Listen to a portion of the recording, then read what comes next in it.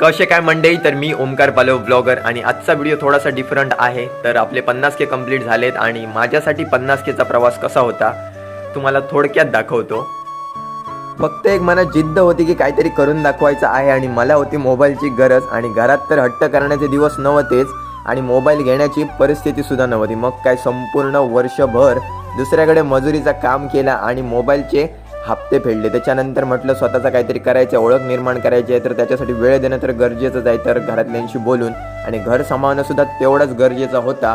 मग रिक्षा धंदा निवडला आणि असा करत करत माझ्या प्रवासाला जी सुरुवात झाली ते आतापर्यंत आपण मंडळी या ठिकाणी येऊन पोचलोय आणि बघता बघता आपले 50K कंप्लीट झालेले आहे. सांगायचं तात्पर्य एवढंच की बऱ्याच जणांना वाटतं की इथपर्यंत पोहोचणं सुद्धा एकदम सोपं होता, तर सोपं तर नव्हतंच. आणि एवढंच सांगेन की मेहनत करताय तर जीव तोडून करा, एकदम मन लावून करा, डगमगून जाऊ नका.